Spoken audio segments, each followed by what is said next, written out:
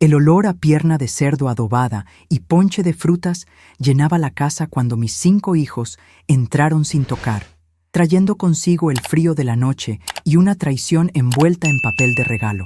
Soy Ana, tengo 74 años y he administrado esta hacienda cafetalera con puño de hierro desde que enviudé.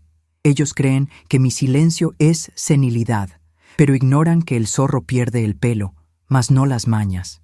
Siempre imaginé que la soledad tendría el sonido del viento golpeando contra los ventanales de la sala principal, o quizás el crujir de la madera vieja en las noches de tormenta. Nunca pensé que la soledad sonaría como el motor de 3 camionetas lujosas, estacionándose sobre la grava de mi entrada en plena Nochebuena. Estaba en la cocina, terminando de glasear la pierna con esa receta de ciruela pasa y chile ancho que mi madre me enseñó hace medio siglo. Mis manos, aunque manchadas por la edad y el sol del campo, no temblaban al sostener el cucharón.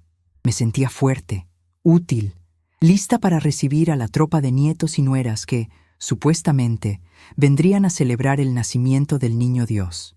Pero cuando salí al recibidor, secándome las manos en el delantal bordado, no vi niños corriendo ni escuché villancicos. Solo estaban ellos. Mis 5 hijos. Roberto, el mayor, con su traje impecable que siempre le queda un poco apretado en el cuello. Lucía, mirando el techo con esa expresión de cálculo que pone cuando entra a una tienda cara. Esteban, nervioso, jugando con las llaves de su auto. Y las gemelas, Clara y Marcela, que cuchicheaban entre ellas sin atreverse a mirarme a los ojos. No traían regalos, traían maletas, y no eran las suyas. «Mamá», dijo Roberto, asumiendo ese tono de voz impostado que usa cuando quiere venderle una idea mala a un cliente. «Tenemos que hablar. Siéntate, por favor». Me quedé de pie. En mi propia casa, yo decido cuándo sentarme. «La cena está casi lista», dije, ignorando el equipaje barato que habían dejado junto a la puerta de roble macizo. «¿Dónde están los niños?» «Los niños están con sus otros abuelos, o en casa», intervino Lucía, pasando un dedo por el polvo inexistente de una consola de caoba. «Esta noche es para resolver cosas de adultos, mamá. Es por tu bien». La frase «por tu bien» siempre ha sido el preludio de las peores atrocidades en la historia de esta familia. Sentí un frío que me subió desde los tobillos hasta la nuca, un frío que nada tenía que ver con la temperatura de diciembre. Roberto sacó un folleto brillante de su saco. Tenía fotos de ancianos sonriendo mientras jugaban dominó en un jardín genérico. «Hemos tomado una decisión entre todos, como hermanos unidos que somos», continuó él, acercándose pero manteniendo una distancia de seguridad, como si yo fuera un animal impredecible. «Esta hacienda es demasiado grande para ti, Ana. Es peligrosa. Estás sola aquí en el monte, lejos de los hospitales, lejos de nosotros». «No estoy sola», respondí, mi voz sonando más tranquila de lo que me sentía. «Tengo a los capataces, a la gente del pueblo que trabaja la tierra». «Son empleados, mamá», estalló Esteban, con la impaciencia del que tiene prisa por irse. «No son familia. Mira, ya pagamos el primer mes. Es la residencia El Descanso Eterno. Digo, El Descanso Sereno. Es el mejor lugar del estado. Tienen enfermeras las 24 horas, actividades, gente de tu edad. Gente vieja», corrigió Marcela en un susurro que fingí no oír. «Hemos traído tus maletas», dijo Clara señalando los bultos. «Empacamos algo de tu ropa la última vez que vinimos, cuando dijiste que te sentías cansada. ¿Recuerdas?» Claro que recordaba. Habían venido hace 2 semanas, supuestamente a visitarme, pero se la pasaron recorriendo las habitaciones, abriendo armarios y mirando mis joyas. Yo pensé que buscaban recuerdos. Ahora entendía que estaban haciendo inventario.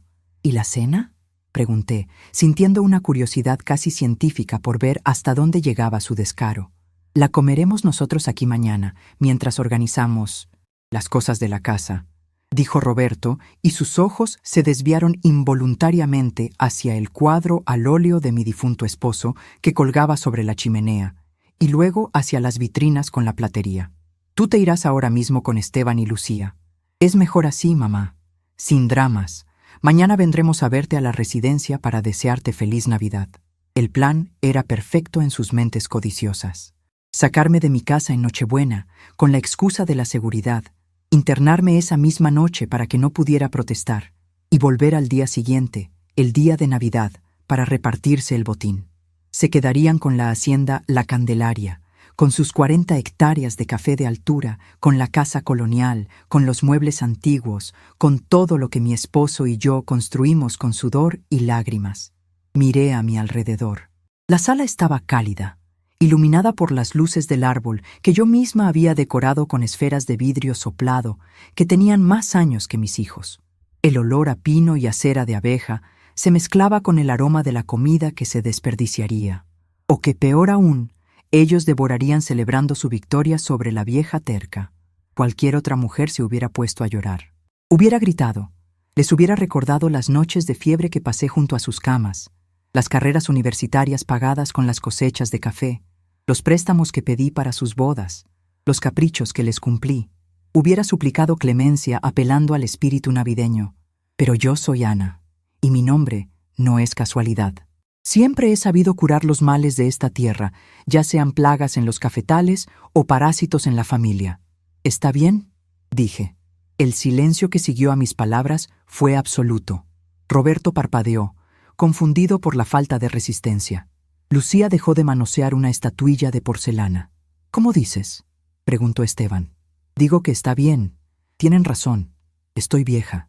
Me duelen las rodillas cuando cambia el tiempo y esta casa tiene demasiadas escaleras. Quizás sea hora de descansar.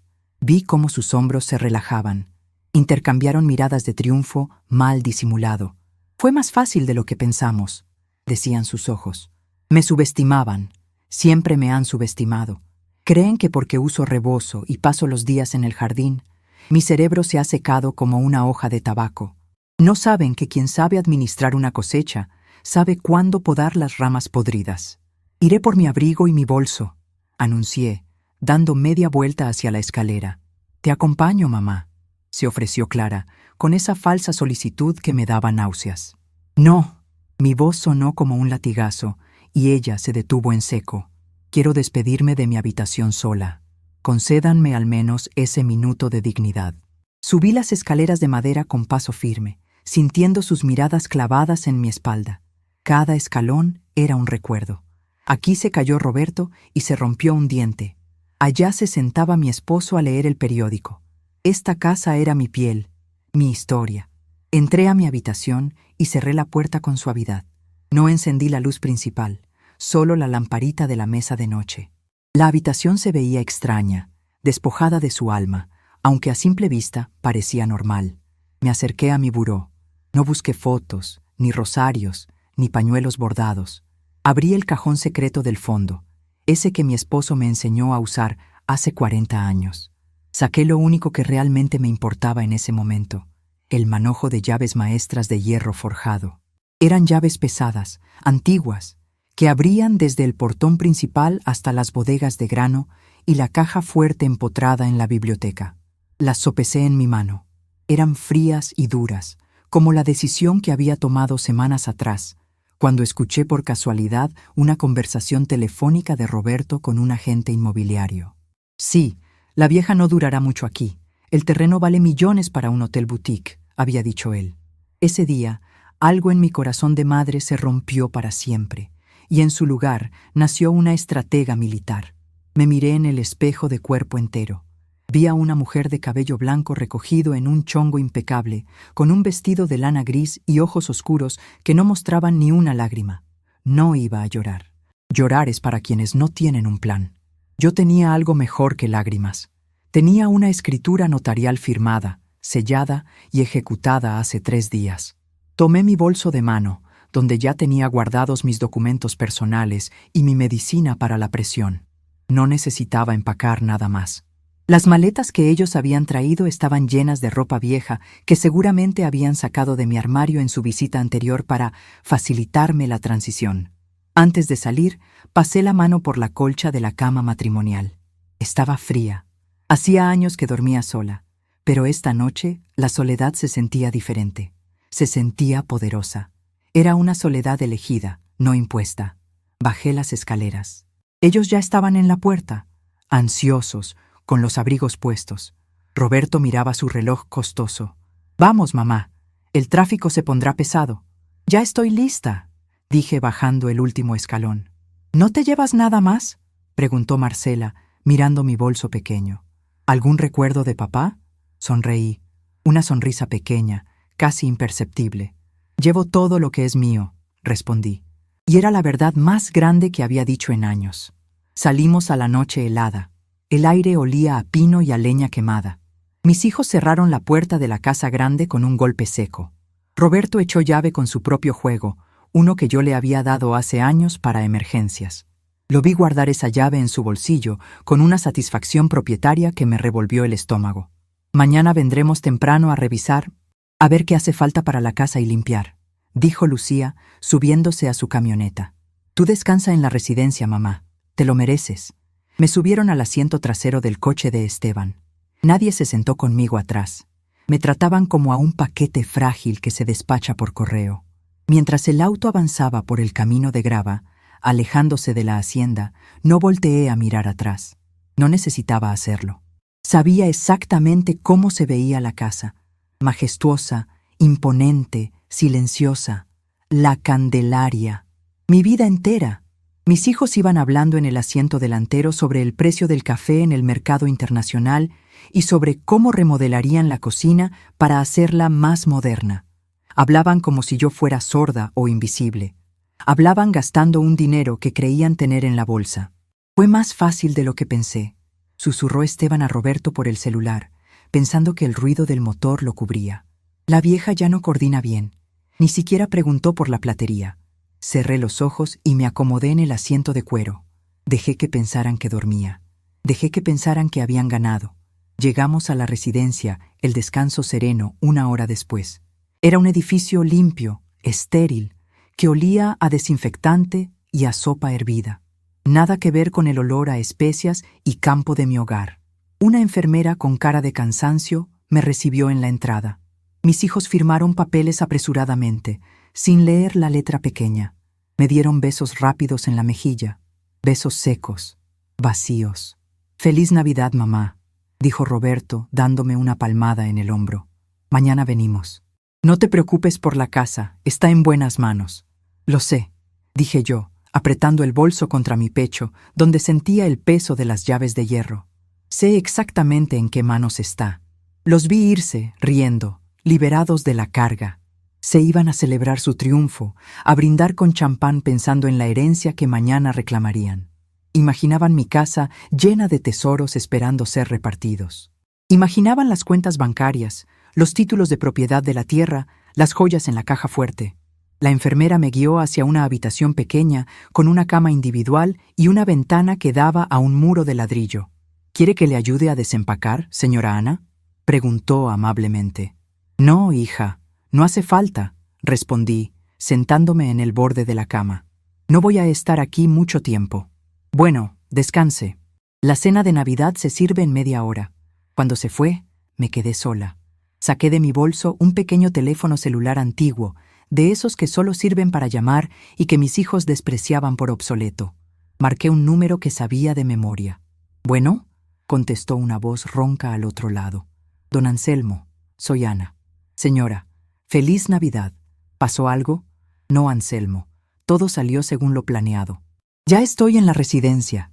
Ellos acaban de irse». «Perfecto, patrona. Los camiones terminaron de salir hace 1 hora. La casa está tal como usted ordenó». «¿Y las bodegas?» «Vacías, señora, hasta el último grano de café. Y el comprador ya hizo la transferencia tal como acordamos con el notario». «Gracias, Anselmo. Vaya con su familia. Mañana será un día interesante». Colgué. Me recosté en la almohada dura de la residencia. Por primera vez en todo el día sentí una paz verdadera. No sentía tristeza ni miedo. Sentía la satisfacción fría y calculadora del jugador de ajedrez que acaba de mover su reina para el jaque mate, y el oponente aún no se ha dado cuenta de que el juego terminó hace 3 turnos. Mis hijos volverían mañana a la Candelaria. Meterían sus llaves en la cerradura. Entrarían esperando encontrar el legado de una vida listo para el saqueo. Se relamerían los bigotes pensando en las antigüedades y las cosechas. Pero yo sabía lo que encontrarían. Y esa imagen, la imagen de sus caras cuando las puertas se abrieran, Fue el mejor regalo de Navidad que pude haberme dado a mí misma. Mañana, la lección comenzaría de verdad.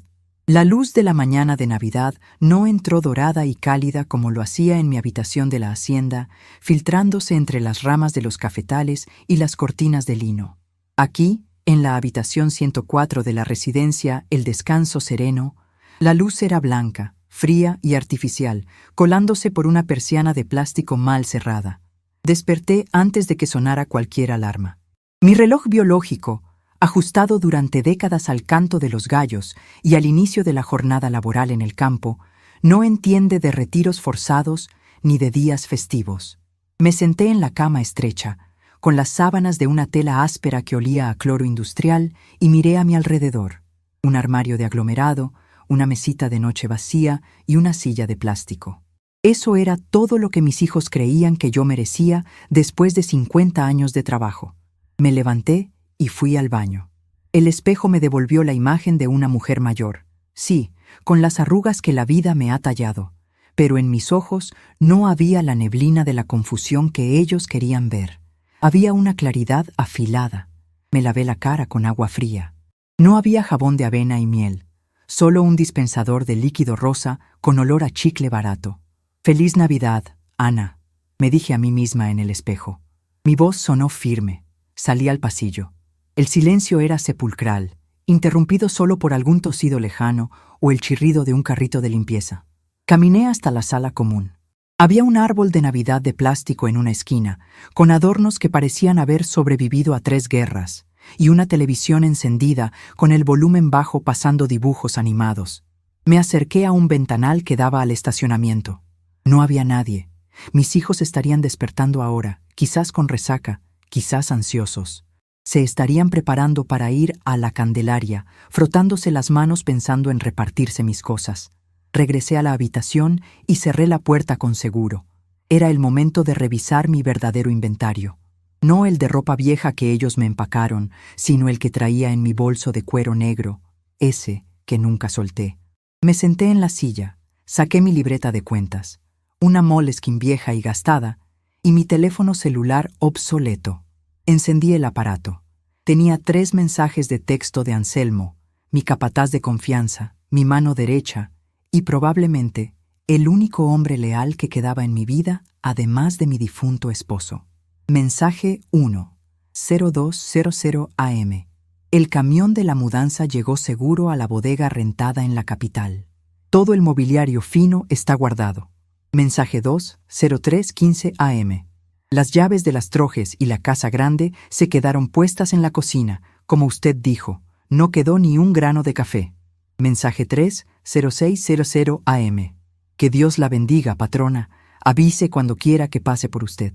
Suspiré, sintiendo un alivio que me aflojó los nudos de la espalda. Anselmo había cumplido, pero faltaba la parte más importante. Abrí la aplicación del banco en el celular. Mis hijos se reían de mi teléfono viejo. Decían que era una ladrillera, pero nunca se fijaron que era un modelo encriptado que usaba para las transacciones internacionales de la exportación de café. Ellos creían que yo guardaba el dinero debajo del colchón o en frascos de galletas. Ingresé mi clave. La pantalla parpadeó un momento por la mala señal del edificio y luego mostró el saldo. Conté los ceros. 1, 2, 3 veces. Ahí estaba, el pago completo de la cosecha anticipada de este año y del siguiente. El depósito de la casa de subastas por los muebles franceses, la platería colonial, los cuadros de autores reconocidos y las joyas que no eran de uso diario. Y lo más grande, el pago inicial de la venta de los derechos de explotación de la tierra por 10 años a una cooperativa agrícola extranjera. La cifra era obscena.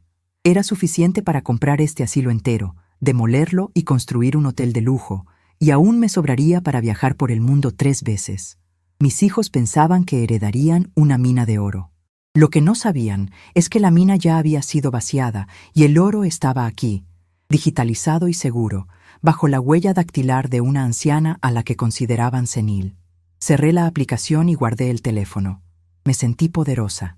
No era el poder de la autoridad que da a gritar órdenes, sino el poder silencioso del que tiene el control total de la situación mientras los demás caminan a ciegas hacia el abismo. Señora Ana, una enfermera joven, Con cara de no haber dormido bien, abrió la puerta sin tocar. «Es hora del desayuno. Venga, que se le enfría la avena». Me miró con esa condescendencia que la gente joven reserva para los viejos y los niños. Me hablaba despacio, vocalizando exageradamente. «Ya voy, señorita», respondí, encorvando un poco la espalda y arrastrando los pies a propósito. Me puse mi rebozo gris. La enfermera asintió, satisfecha con mi docilidad. «Eso es muy bien.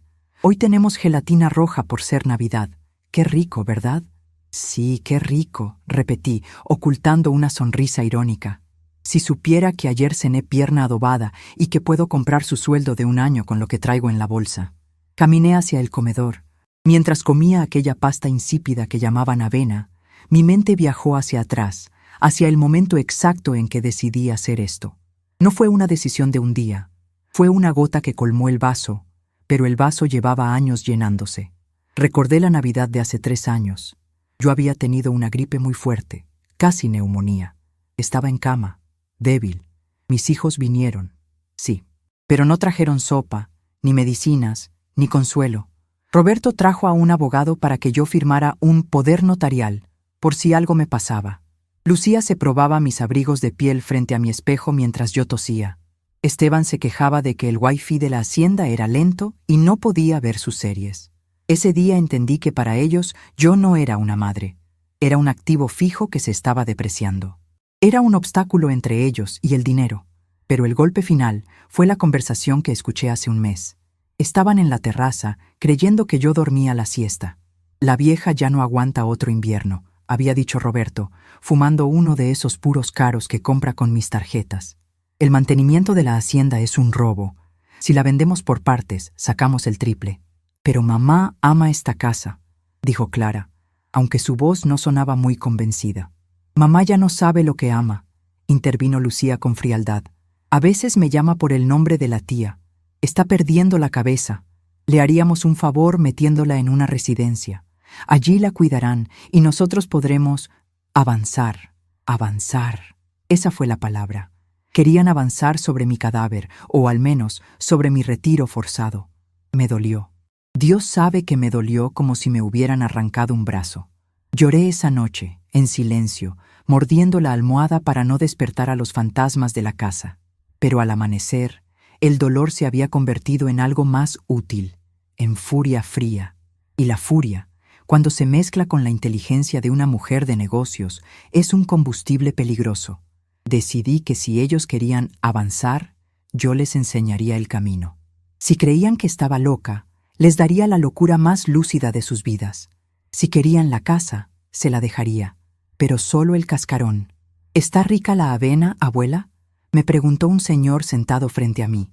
Tenía la mirada perdida y una mancha de comida en la camisa. «Está deliciosa», mentí. «Oiga, ¿usted tiene hijos?».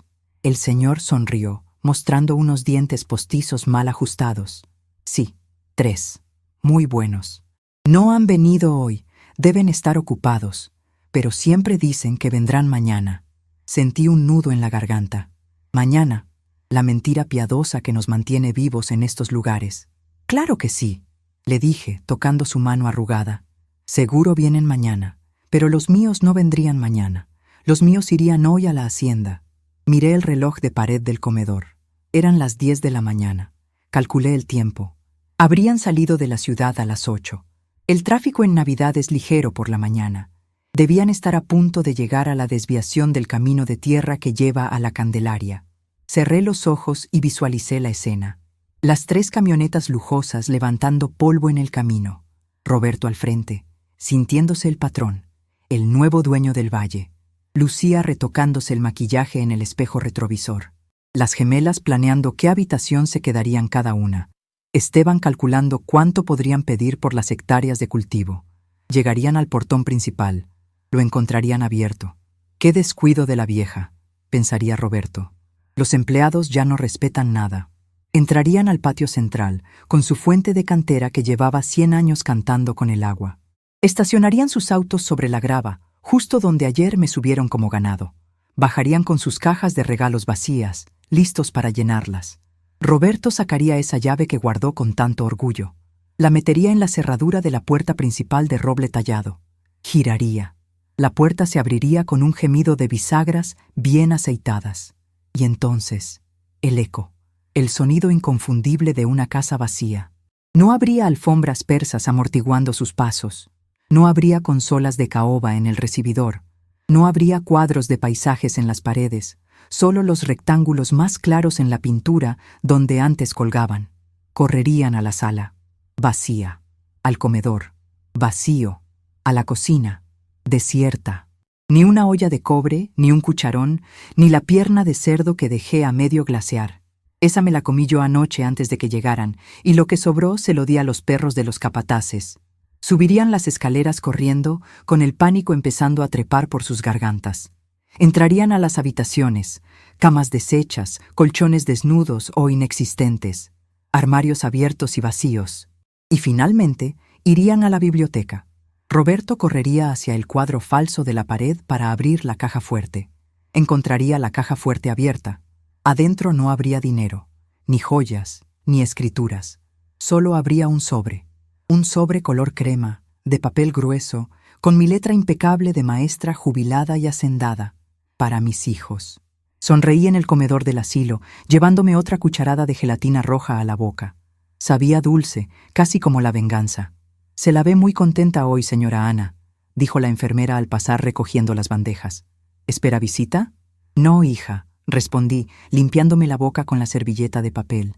«No espero a nadie, pero creo que mi teléfono va a sonar muy pronto». «Ah, qué bueno. Seguro son sus hijos para desearle feliz Navidad». «Seguro», dije. Saqué el celular de nuevo y lo puse sobre la mesa, junto a mi vaso de plástico con agua. Lo miré fijamente. Era un objeto negro y silencioso, pero en cualquier momento se convertiría en una granada. Los minutos pasaban lentos.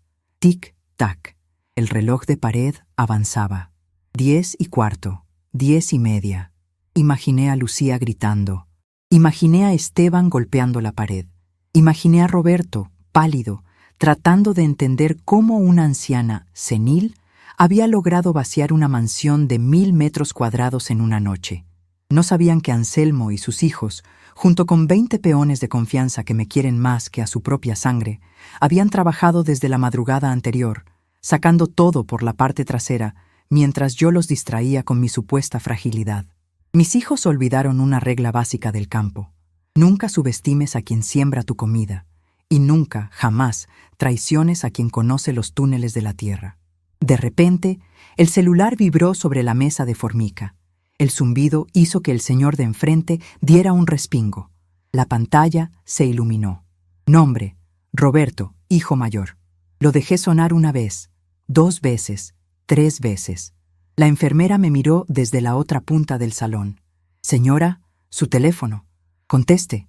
Deben estar preocupados». Tomé el aparato con calma. Mis manos no temblaban. Mi corazón latía a un ritmo constante, fuerte, vivo. Deslicé el dedo para contestar, pero no dije nada. Me llevé el teléfono a la oreja y esperé.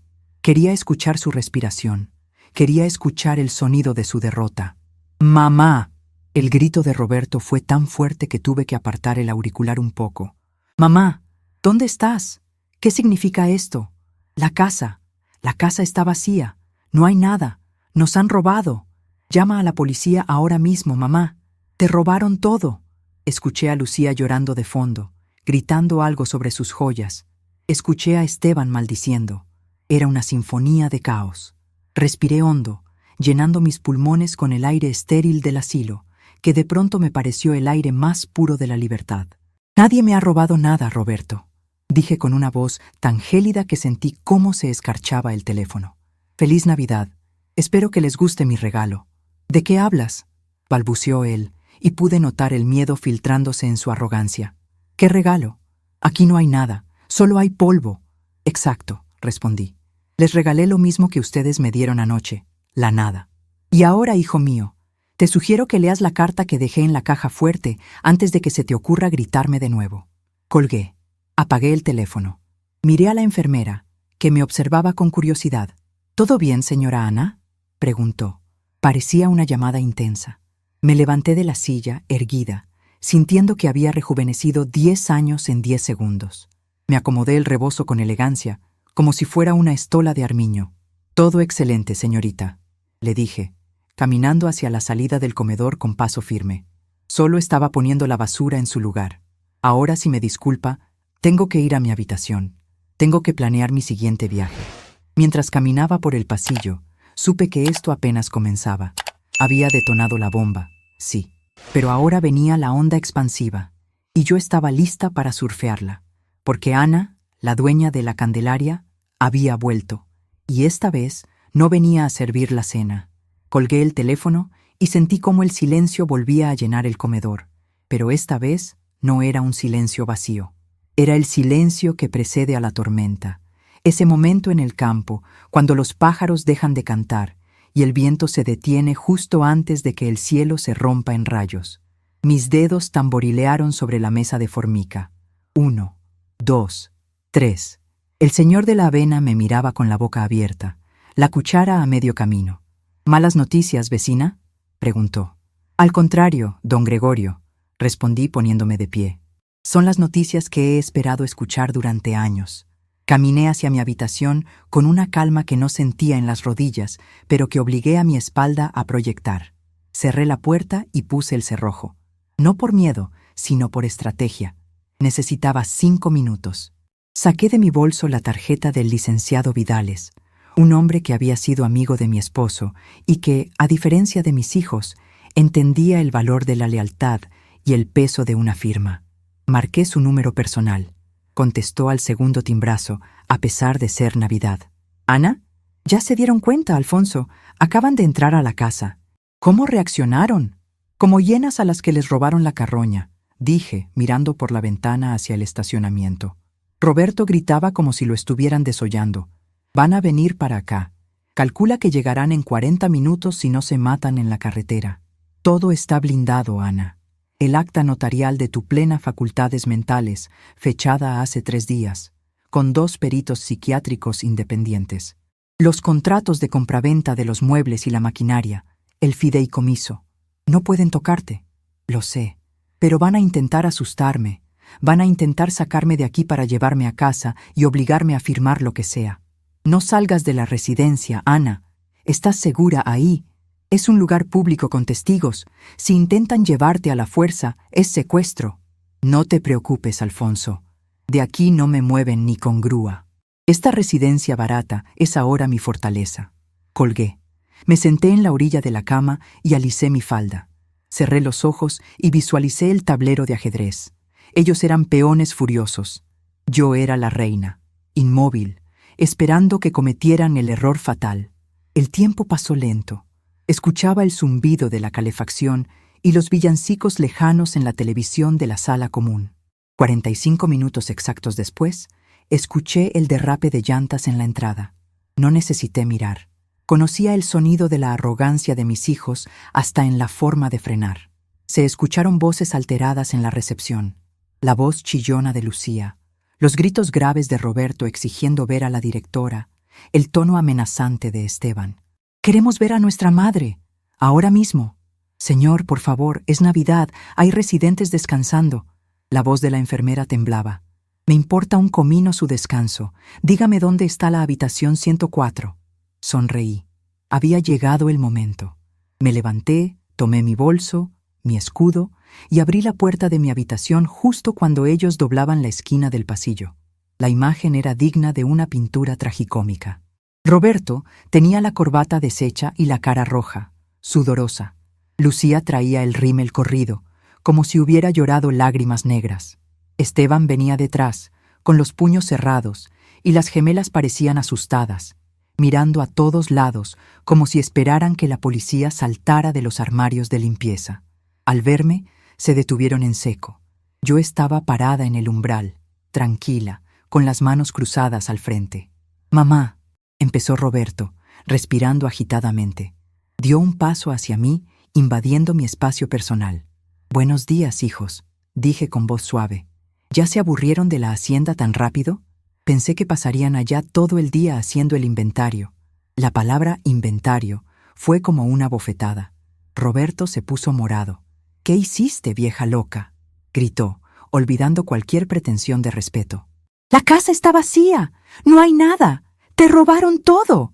Seguro fue ese indio de Anselmo, ¿verdad? Le diste las llaves y nos desvalijó. Los residentes de las habitaciones contiguas empezaron a asomar las cabezas. Una señora en andadera nos miraba con los ojos muy abiertos. «Baja la voz, Roberto», dije, manteniendo el tono bajo, lo que lo obligaba a callar para escucharme. «Estás asustando a mis vecinos. Y te prohíbo que hables así de Anselmo. Él es más honesto en una uña que tú en todo el cuerpo». «¿Honesto?», chilló Lucía, acercándose con sus tacones de aguja resonando en el linéleum barato. «Mamá, se llevaron los muebles franceses, la platería de la abuela, los cuadros, hasta las alfombras. Eso vale una fortuna». «Valía», corregí. «Valía una fortuna». Esteban se adelantó, empujando a Lucía. «¿Qué quieres decir con valía? ¿Dónde están las cosas? Vamos a llamar a la policía ahora mismo para reportar el robo». Me eché a reír. Fue una risa seca, corta. «¿Robo?», pregunté, mirándolos uno a uno. «¿Cómo se puede robar algo que es de uno?». El silencio cayó sobre el pasillo. Roberto entrecerró los ojos, su cerebro de tiburón financiero empezando a procesar la información. «Tú», balbuceó. «¿Tú sacaste las cosas?». «Yo vendí las cosas», dije con claridad meridiana. «Vendí todo. Los muebles, la platería, los cuadros, la maquinaria del café, los tractores, las camionetas de carga, todo». «No puedes hacer eso», gritó Clara desde atrás. «Es nuestra herencia». «Error», dije levantando un dedo. «Es mi patrimonio. Mientras yo respire, la Candelaria y todo lo que contiene es mío. Y como dueña legítima y en pleno uso de mis facultades, decidí liquidar mis activos». Roberto se pasó las manos por el pelo, desesperado. «¿Y el dinero?», preguntó, con la voz ronca por la codicia. «¿Dónde está el dinero?». «Son millones, mamá». «Millones. No puedes tener eso en efectivo». «Está en un lugar seguro», respondí, dándome la vuelta para entrar a mi habitación. Dejé la puerta abierta, invitándolos a mi terreno. Un lugar donde sus garras no pueden llegar. Entraron tras de mí, llenando la pequeña habitación de hospital con su presencia agobiante y sus perfumes caros que olían a desesperación. Roberto cerró la puerta de un golpe. «Escúchame bien, mamá», dijo, acorralándome contra el armario. «Esto es una locura senil. Vamos a impugnar esas ventas. Vamos a decir que no estabas bien de la cabeza. Tú misma aceptaste venir a este asilo porque dijiste que ya no podías sola. Eso prueba que no eres apta para manejar tus finanzas». Ahí estaba, la trampa que yo sabía que intentarían usar. Me senté en la única silla de la habitación, cruzando las piernas. «Siéntense en la cama si gustan», ofrecí. «Roberto, eres muy predecible.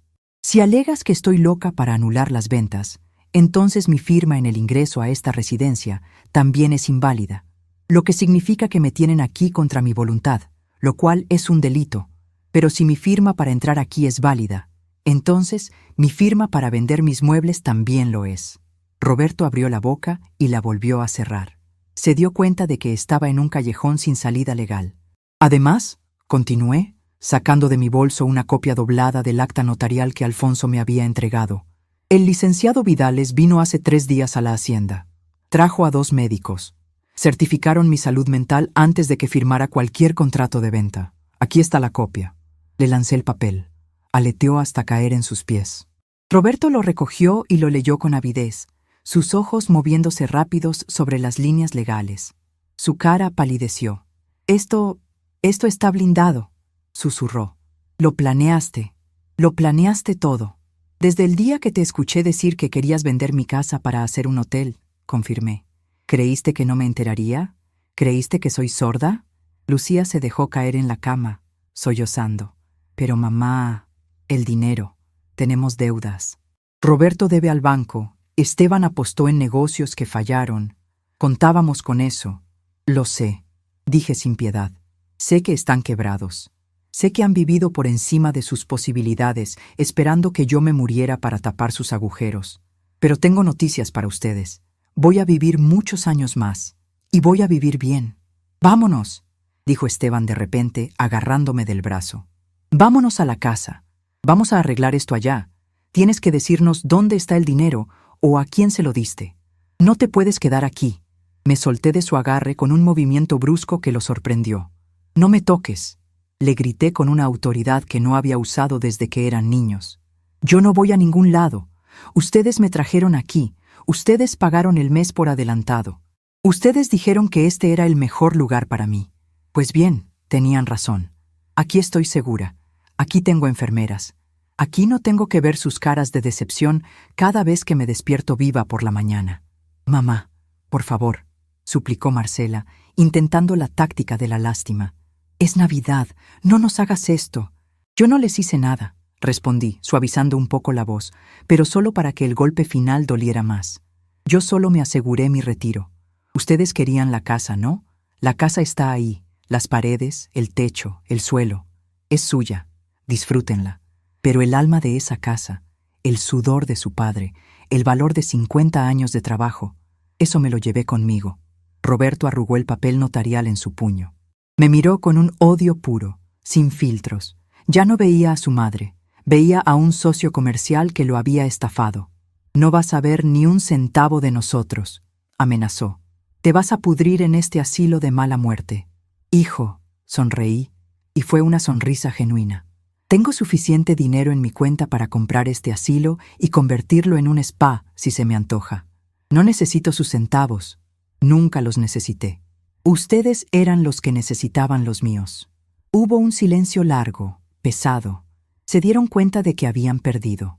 No solo el dinero, sino el control. Durante años, el poder en la familia había residido en su juventud y en mi supuesta decrepitud. Ahora, la balanza se había invertido violentamente. Yo tenía el capital, yo tenía la lucidez, y lo más importante, yo no tenía nada más que perder. «Vámonos», dijo Roberto finalmente, tirando el papel al suelo. «No hay nada que hacer aquí. Vamos a hablar con los abogados. Esto no se queda así». «Adelante», dije. «El licenciado Vidales los espera, pero les advierto, cobra por hora y es caro. Y dudo que ustedes tengan con qué pagarle ahora mismo». Salieron de la habitación como una manada de perros apaleados, empujándose unos a otros, discutiendo en voz baja, culpándose entre ellos. «Te dije que debimos haberla declarado interdicta antes», le siseaba Esteban a Roberto.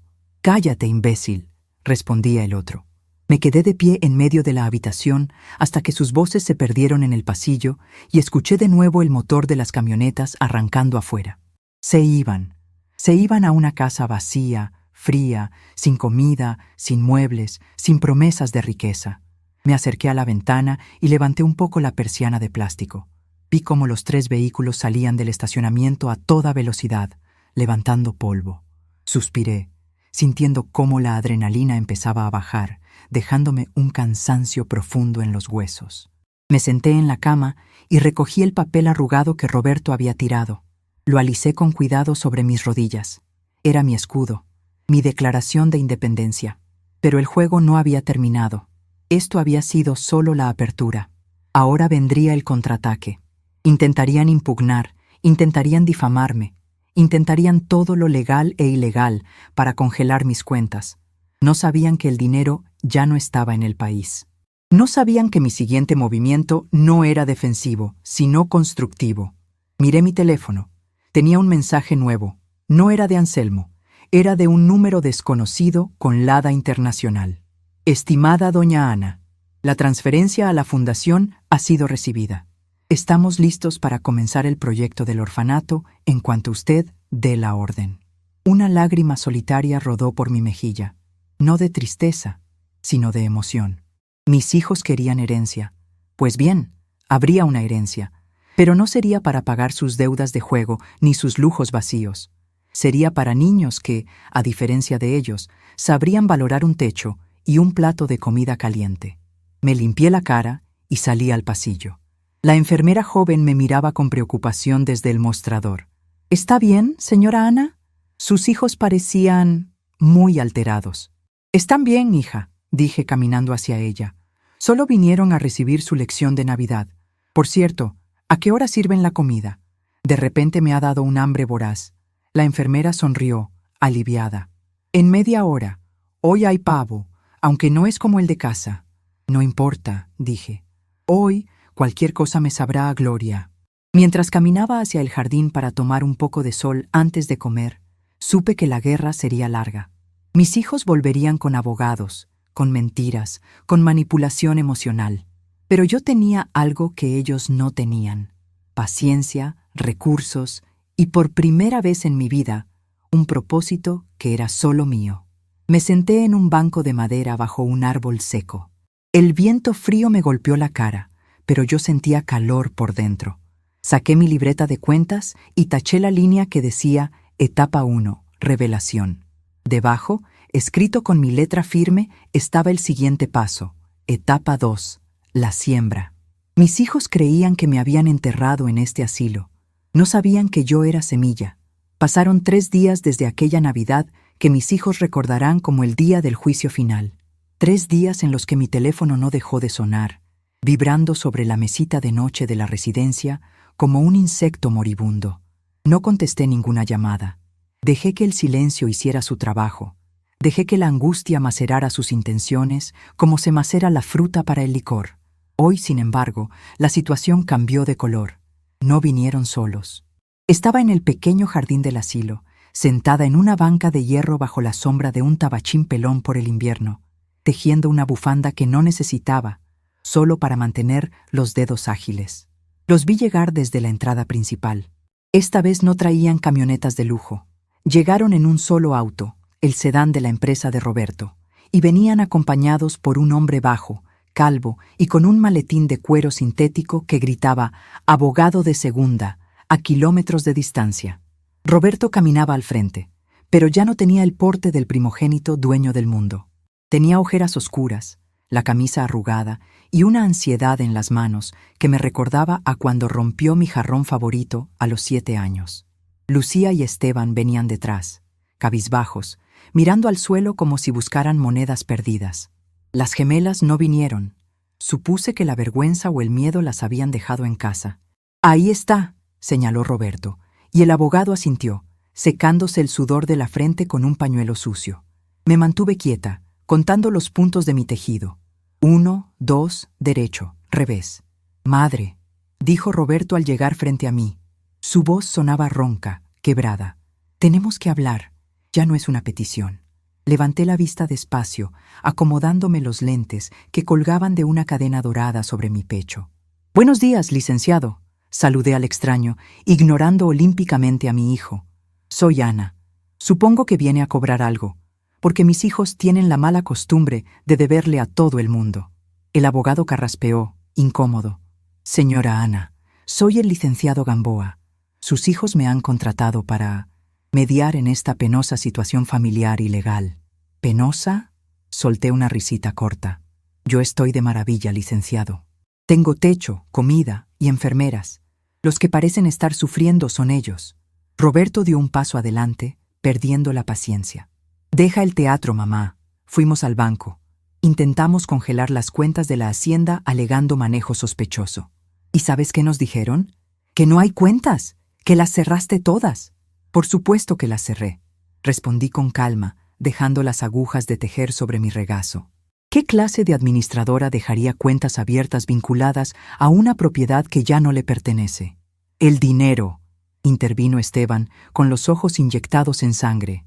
«Son millones de dólares, mamá. Ese dinero no puede desaparecer. El gerente del banco nos dijo que se hicieron transferencias internacionales. Eso es fuga de capitales. Te pueden meter a la cárcel». Miré a Esteban con una lástima profunda. Siempre fue el más impulsivo, el que nunca aprendió a leer la letra pequeña de la vida. «Hijo, el dinero es mío. Fue ganado con mi sudor, con la tierra que yo trabajé mientras ustedes dormían hasta el mediodía. Puedo quemarlo en una fogata si se me antoja». «No, no puede», interrumpió el licenciado Gamboa, abriendo su maletín y sacando un legajo de papeles. «Señora, tengo aquí una solicitud de interdicción precautoria. Sus hijos alegan que usted está dilapidando el patrimonio familiar debido a una inestabilidad mental propia de la edad. Si usted no nos dice dónde está el dinero y firma este poder para que su hijo Roberto administre los activos restantes, presentaremos esto ante un juez mañana mismo. La declararán incompetente, señora. Y entonces el dinero volverá a ellos de todas formas, pero usted terminará sus días en un hospital psiquiátrico del Estado, no en esta residencia privada. La amenaza flotó en el aire frío de la mañana. Era una jugada sucia, vil, la carta más baja que un hijo puede jugar contra una madre. Miré a Lucía. Ella desvió la mirada, incapaz de sostenerme los ojos. Sabía que esto estaba mal, pero su codicia era más fuerte que su conciencia. ¿Eso es lo que quieren?, pregunté, mi voz bajando a un tono peligroso. ¿Encerrarme en un manicomio para robarme? Es por tu bien, mamá, dijo Roberto, repitiendo su mantra favorito, aunque esta vez le temblaba la barbilla. No sabes lo que haces. Estás regalando nuestro futuro. Suspiré profundamente. Me levanté de la banca, apoyándome en mi bastón de madera de guayabo, no porque lo necesitara, sino porque me daba autoridad. Muy bien, dije. Si vamos a hablar de leyes y de realidades, hablemos claro. Siéntense. Nadie se movió. ¡Que se sienten!, ordené con el tono que usaba para mandar a los peones durante la cosecha. Obedecieron al instante, cayendo en la banca de enfrente como niños regañados. El abogado se quedó de pie, dudoso. Metí la mano en mi bolso de tejido. No saqué lana, saqué una carpeta de plástico azul. Licenciado Gamboa, dije, abriendo la carpeta. Antes de que usted presente esa solicitud de interdicción, quizás quiera ver esto. Le extendí un documento. Lo tomó con desconfianza. ¿Qué es esto? Es un informe de solvencia, expliqué, mirando fijamente a Roberto. De solvencia moral y financiera. Verá, licenciado, mis hijos dicen que yo dilapido el patrimonio. Pero aquí tengo pruebas de que Roberto debe 3 millones de pesos a unos prestamistas de dudosa reputación por sus apuestas en peleas de gallos y póker clandestino. Roberto se puso pálido como la cera. ¿Cómo?, balbuceó. Tengo amigos en todas partes, hijo. Anselmo tiene un primo que trabaja en la cobranza de esa gente. Sé que te dieron hasta fin de año para pagar. O sea, te quedan 4 días. Por eso la prisa, ¿verdad? Por eso me internaron en Nochebuena. No era por mi seguridad. Era por tus rodillas, que es lo primero que te van a romper si no pagas. El abogado miró a Roberto con sorpresa. Roberto tragó saliva, mudo. Y Lucía, continué, sacando otro papel. Mi querida hija, la de la alta sociedad, tienes 3 hipotecas sobre tu casa, la última falsificando la firma de tu marido. Si él se entera, te divorcia y te quedas en la calle. Necesitabas tu parte de la herencia para tapar el agujero antes de la auditoría anual de su empresa. Lucía rompió a llorar, cubriéndose la cara con las manos cuidadas. Mamá, por favor. ¿Y tú, Esteban?, señalé al menor de los presentes. Tú simplemente eres un inútil que invirtió en criptomonedas que no existen. Debes hasta la camisa que traes puesta. Cerré la carpeta con un golpe seco. Así que, licenciado Gamboa, si usted va ante un juez a decir que yo estoy loca, yo iré ante el mismo juez a demostrar que mis hijos son unos deudores desesperados que intentan extorsionar a su madre anciana para pagar sus vicios. Y tengo el acta notarial de mi plena salud mental firmada por 2 peritos forenses hace 3 días. ¿Quién cree que ganará? El abogado cerró su maletín despacio. Dio un paso atrás, alejándose de mis hijos como si tuvieran una enfermedad contagiosa. Señor Roberto, usted no me mencionó nada de deudas de juego, ni de peritajes previos. Es mentira, gritó Roberto, pero su voz era un hilo de desesperación. Ella miente. Yo nunca miento sobre el dinero, Roberto. Tú lo sabes mejor que nadie, dije, y por primera vez sentí una punzada de dolor en el pecho. No por mí, sino por ver en qué se habían convertido los niños que yo amamanté. Eran cascarones vacíos, llenos de miedo y avaricia. Mamá. Roberto cayó de rodillas en el pasto seco. Ya no había abogado, ni amenazas, ni dignidad. Solo había un hombre aterrorizado. Mamá, por favor, nos van a matar. Si no pago, me van a matar. Tienes el dinero. Lo sabemos. Ayúdanos. Te lo suplico. Te sacamos de aquí ahora mismo. Te llevamos a la hacienda. Te cuidaremos como a una reina. Pero por favor, paga la deuda. Lucía se unió a él, agarrándome la falda. Mamá, voy a perder mi casa. Mis hijos, tus nietos, se quedarán en la calle. Los miré desde arriba. Eran patéticos. Eran mis hijos, mi sangre, y me estaban pidiendo que los salvara de los incendios que ellos mismos habían provocado, usando la misma leña que intentaron robarme. Levántense, dije con frialdad. Tengan un poco de vergüenza. Estamos en un lugar público.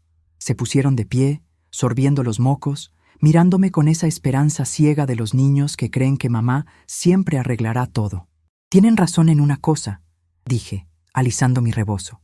Tengo el dinero, la venta de la hacienda, de la maquinaria, de las cosechas futuras y de los muebles. Todo sumó una cantidad que ninguno de ustedes podría contar sin perderse. Sus ojos brillaron. Vieron la salvación. Vieron el cheque en blanco. Pero hay un detalle, continué, y vi cómo sus sonrisas vacilaban. Ese dinero ya no existe como tal. ¿Qué? Preguntó Esteban. ¿Lo escondiste? ¿Lo enterraste? No, lo sembré. Saqué mi teléfono celular y abrí un correo electrónico que había recibido esa misma mañana. Se lo mostré al abogado, porque sabía que mis hijos no entenderían los términos legales. Lea el encabezado, licenciado. En voz alta, por favor. El abogado ajustó sus anteojos y leyó. Constitución del Fideicomiso Irrevocable. Fundación Ana para el Desarrollo Rural y la Niñez. Banco Internacional de Zúrich. Mis hijos se quedaron petrificados. La palabra irrevocable flotó entre nosotros como una sentencia de muerte. ¿Qué significa eso?, preguntó Lucía, con la voz temblorosa. Significa, señora, explicó el abogado con un tono de admiración profesional, que su madre ya no es dueña del dinero. El dinero pertenece a una entidad jurídica, una fundación, y al ser un fideicomiso irrevocable, no se puede deshacer. Ni ella, ni ustedes, ni un juez pueden tocar ese capital. Está blindado. Exacto, dije guardando el teléfono. Todo lo que obtuve por la venta de La Candelaria se transfirió ayer a esta fundación. Su objetivo es construir escuelas rurales, orfanatos y dar becas a hijos de campesinos que quieran estudiar agronomía. ¡No!, gritó Roberto, llevándose las manos a la cabeza. No puedes haber hecho eso. Es nuestro dinero. Es nuestra herencia. Era mi dinero, corregí con dureza. Y ahora es el dinero de cientos de niños que no tienen la culpa de sus errores. Ustedes tuvieron todas las oportunidades. Tuvieron las mejores escuelas, los mejores doctores, viajes, coches, bodas pagadas. Y todo lo desperdiciaron. Todo lo convirtieron en deudas y en apariencias. Me acerqué a Roberto, que lloraba abiertamente, un llanto feo y ruidoso de hombre derrotado. Querían herencia, ¿verdad? Pues les dejé la mejor herencia posible, la necesidad de trabajar. ¡Nos has arruinado!, chilló Lucía. Eres un monstruo. Ninguna madre hace esto. Una madre que ama a sus hijos no los deja ser parásitos hasta los 50 años, respondí. He sido cómplice de su inutilidad demasiado tiempo. Les he tapado sus faltas, les he pagado sus caprichos. Y miren el resultado. 3 buitres esperando que su madre muera para devorarla. Pues se acabó. El grifo se cerró. La ubre se secó. Esteban golpeó el tronco del árbol con el puño, una y otra vez, hasta que se lastimó los nudillos. ¿Y qué vamos a hacer?, preguntó, mirando su mano sangrante. ¿Qué demonios vamos a hacer? Trabajar, dije simple y llanamente. Vender sus coches lujosos. Vender sus casas que no pueden pagar. Mudarse a departamentos pequeños. Aprender a cocinar. Aprender a tomar el autobús. Aprender lo que vale un peso. El abogado cerró su maletín. Señora Ana, creo que mi presencia aquí ya no es necesaria. El documento que me mostró es definitivo. No hay juez que vaya a tocar un fideicomiso benéfico internacional. Si sus hijos quieren impugnar, necesitarán años y millones en abogados que no tienen. Gracias, licenciado, dije. Puede retirarse. Y le sugiero que cobre sus honorarios por adelantado. El hombre asintió con una leve reverencia hacia mí. Ignoró a mis hijos y se marchó rápido hacia su coche. Sabía cuándo un barco se estaba hundiendo.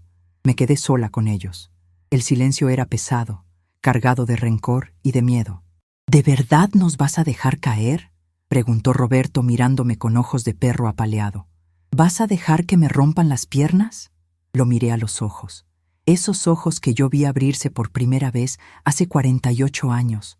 Me dolió el alma, me dolió cada fibra de mi cuerpo de madre. Quería sacar la chequera, quería salvarlo, quería abrazarlo y decirle que todo estaría bien. Pero sabía que si lo hacía, lo condenaría para siempre. Si lo salvaba ahora, nunca dejaría de ser un niño dependiente. No te voy a dar dinero, Roberto, dije, y mi voz no tembló. Pero te voy a dar un consejo, que vale más. Anselmo necesita peones para la cosecha en la finca de su hermano, en el norte. Es trabajo duro, de sol a sol. Pagan poco, pero dan comida y techo. Y los prestamistas no suelen buscar en los campos de café. Si quieres desaparecer un tiempo y trabajar de verdad, puedo hacer una llamada. Roberto me miró con incredulidad. ¿Me estás ofreciendo ser peón? ¿A mí? Te estoy ofreciendo una forma honesta de sobrevivir y esconderte. Tómalo o déjalo. Roberto bajó la cabeza.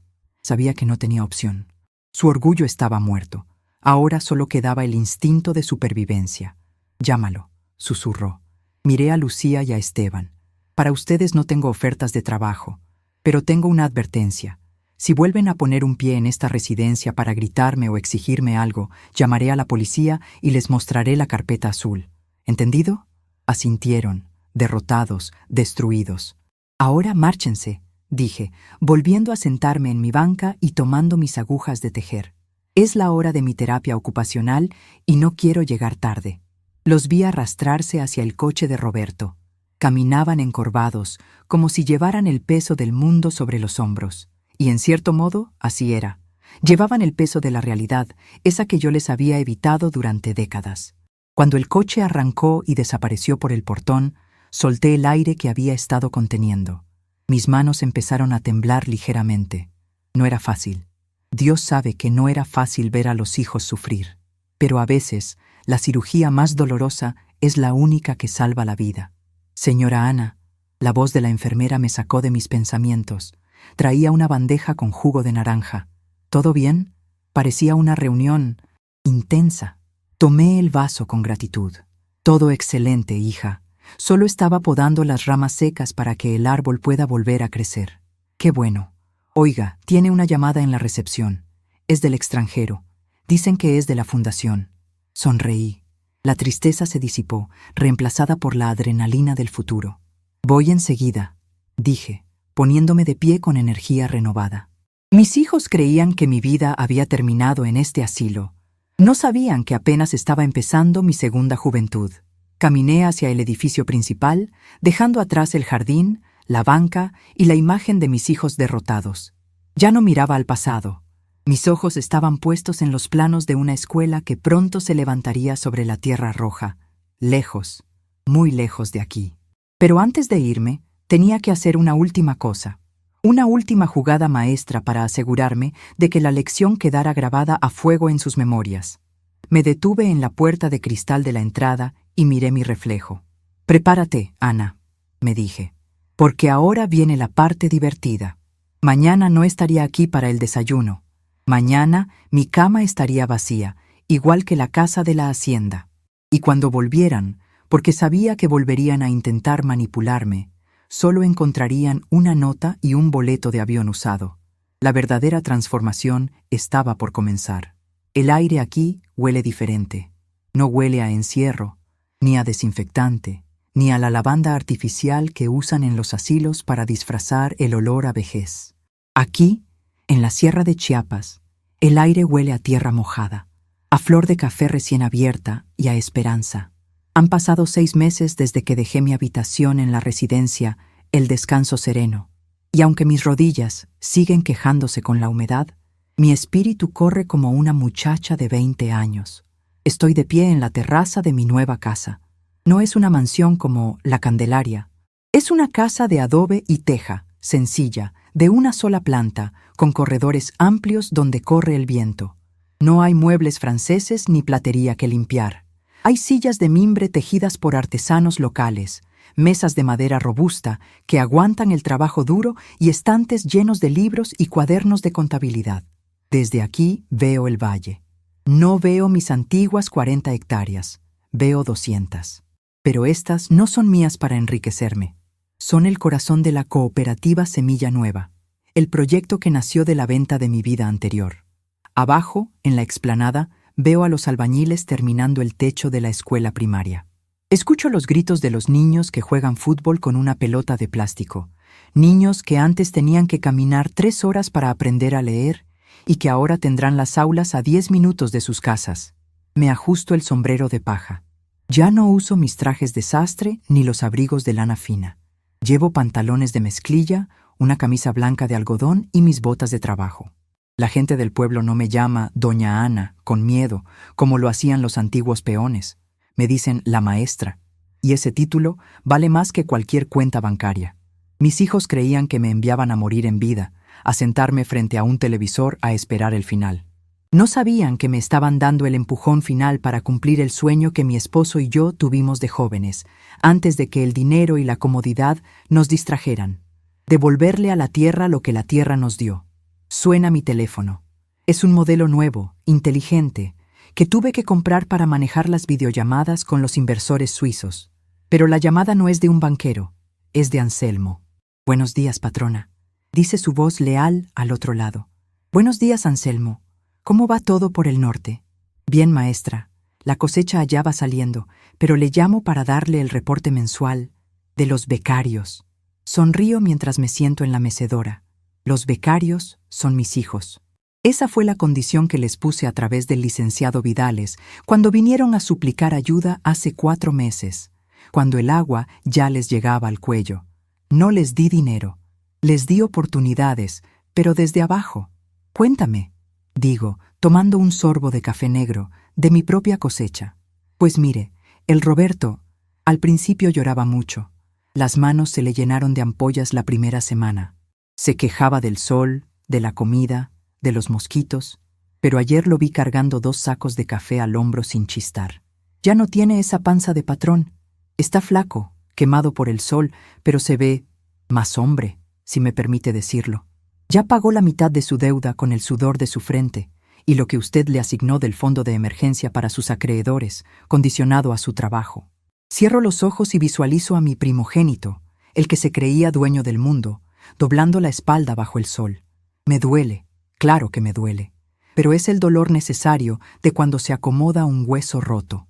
¿Y los demás?, pregunto. La señora Lucía está trabajando en la tienda de abarrotes de mi comadre, allá en la capital. Dice mi comadre que al principio trataba mal a los clientes, con la nariz parada. Pero después de que la despidieron de 2 empleos anteriores por altanera, parece que en este ya entendió.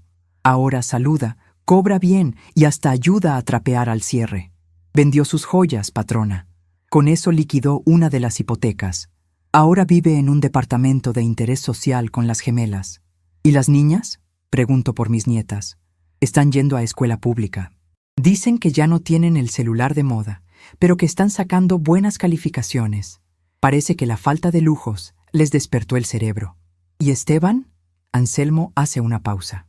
Ese es el más difícil, maestra. Sigue necio. Intentó vender unos terrenos que no eran suyos y casi se mete en un lío legal.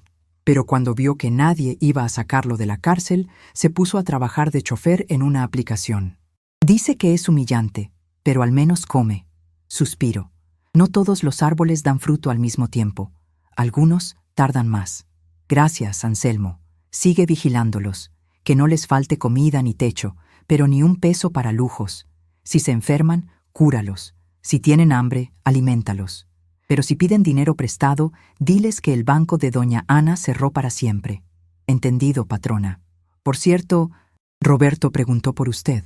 ¿Ah, sí? ¿Qué dijo? Preguntó si algún día podría venir a verla. No para pedirle nada, solo para verla. Se me hace un nudo en la garganta. Por primera vez en años, Roberto quiere ver a su madre, no a su cajero automático. Dile que cuando sus manos tengan tantos callos como las mías, y cuando su deuda esté pagada hasta el último centavo, entonces podrá venir a tomarse un café conmigo. Ni un día antes. Colgamos.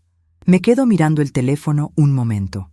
La dureza es una forma de amor que pocos entienden, pero es la única que salva cuando la bondad se ha convertido en veneno. Mis hijos estaban podridos por la facilidad. Yo tuve que ser el cuchillo que cortara la infección, aunque me sangrara el corazón al hacerlo. Me levanto y camino hacia la escuela. Hoy es un día importante. Hoy inauguramos el comedor comunitario. Al bajar por el sendero de tierra, me cruzo con doña Juana, una mujer de mi edad que ha vivido en este valle toda su vida. Ella no tiene millones en el banco, pero tiene una sabiduría que yo apenas estoy recuperando. «Maestra», me saluda, agitando la mano. «Ya llegaron las ollas grandes. Hoy vamos a hacer mole para todos». «Ahí voy, Juana».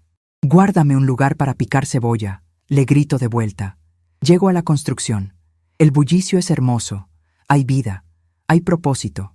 Un grupo de niños corre hacia mí. Entre ellos está Miguelito, un niño de 8 años que perdió a sus padres en un accidente hace 2 años. Me abraza las piernas con una fuerza que casi me tira. ¡Abuela Ana!, grita. Mira mis zapatos nuevos. Me agacho con dificultad, pero con gusto, para ver sus botas de trabajo, réplicas en miniatura de las mías. Se las compré con mi primer sueldo como directora de la fundación. Están preciosos, mijo. Ahora vas a poder caminar seguro por el monte. Miguelito me mira con esos ojos negros y brillantes. Cuando sea grande, voy a ser el jefe de todo esto, como tú. Y voy a cuidar a los viejitos. No los voy a encerrar. La inocencia de sus palabras me atraviesa. Él no sabe mi historia completa, pero los niños perciben las verdades ocultas. Le acaricio el pelo revuelto. Eso espero, mi amor. Eso espero. Entro al comedor. El olor a especias, a chiles tostados y a chocolate me envuelve. Es el mismo olor que tenía mi cocina en la Candelaria, pero aquí no se desperdicia nada. Aquí, cada plato de comida es una victoria contra el hambre. Me pongo el delantal. No soy la dueña que supervisa desde lejos. Soy una más en la cadena. Pelo papas, muevo la olla del arroz, sirvo agua de Jamaica. Mientras trabajo, pienso en la soledad. Esa soledad a la que mis hijos me condenaron aquella Nochebuena. Pensaron que la soledad era estar sin familia. Se equivocaron. La verdadera soledad es estar rodeado de gente que solo te quiere por lo que tienes. Aquí, rodeada de extraños que no comparten mi sangre, me siento más acompañada que en todas las Navidades de la última década. A mediodía, hacemos una pausa. El comedor está lleno. Veo a las madres alimentando a sus hijos. Veo a los ancianos del pueblo compartiendo mesa con los albañiles. Me siento en una esquina con mi plato de mole. Saco de mi bolsillo la foto que Anselmo me envió por mensaje. Es una foto borrosa, tomada a escondidas. Se ve a Roberto sentado en una piedra, comiendo un taco de frijoles, con la mirada perdida en el horizonte. Se ve cansado, sucio, viejo, pero se ve real. Lo siento, hijo, pienso. Siento no haberte enseñado esto antes. Siento haberte dado todo menos lo importante. Pero nunca es tarde para aprender a ser humano. De pronto, una mano se posa en mi hombro. Es el licenciado Vidales, que ha venido desde la ciudad para la inauguración y para traerme papeles. «Ana», dice sentándose a mi lado, «tienes visitas». Mi corazón da un vuelco. «¿Roberto? ¿Lucía? ¿Quién?», pregunto tensa. «No son tus hijos», aclara rápido, viendo mi preocupación. «Es una delegación de mujeres empresarias. Se enteraron de lo que hiciste, de cómo transformaste un patrimonio estancado en un motor de desarrollo. Quieren conocerte. Quieren replicar tu modelo en otros estados. Dicen que eres una inspiración». Me río. Una risa franca que me sacude el pecho. ¿Inspiración? Soy una vieja terca que se negó a ser descartada. Eso es todo. A veces, eso es suficiente para cambiar el mundo, responde Vidales. Por cierto, me trajeron esto para ti. Llegó al despacho esta mañana. Me entrega un sobre pequeño, arrugado y con una caligrafía infantil.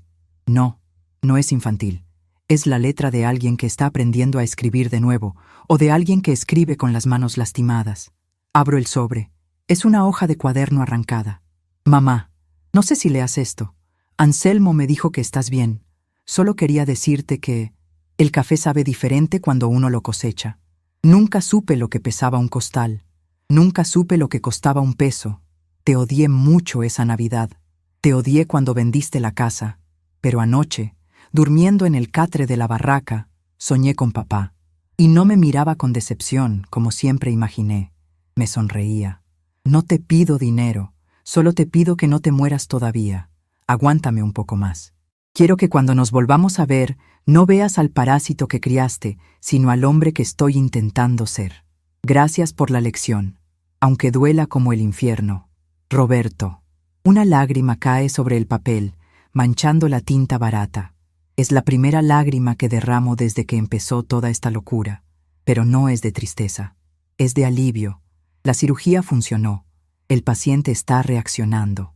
Doblo la carta y la guardo junto a mi corazón. Me levanto de la mesa. Las mujeres empresarias me esperan. Los niños me esperan. La cosecha me espera. Tengo 75 años y siento que mi vida apenas está en el primer capítulo. Salgo al sol del mediodía. El valle brilla con un verde intenso. Mis hijos creyeron que me quitaban mi hogar. Creyeron que me quitaban mi dignidad. Creyeron que al encerrarme apagaban mi luz. Pobres ilusos. No sabían que las mujeres como nosotras, las que hemos parido, criado y enterrado, las que hemos amado y perdido, no nos apagamos. Solo nos reinventamos. Yo no soy una anciana abandonada en un asilo. Soy Ana. Soy la tierra, soy la semilla y soy la mano que cultiva. Y mientras tenga fuerza para levantarme, seguiré sembrando. Porque la mejor venganza no es destruir al enemigo, sino florecer tan alto y tan fuerte que tu sombra les sirva de refugio cuando finalmente entiendan que el dinero no se come. Miro hacia el norte, hacia donde mis hijos están aprendiendo a vivir, y les mando una bendición silenciosa. Aprendan bien, muchachos, susurro al viento, porque algún día todo esto será suyo, pero esta vez no será un regalo, será un premio. Me doy la vuelta y camino hacia los cafetales, donde el futuro ya está brotando, rojo y brillante, bajo el sol de mi nueva vida.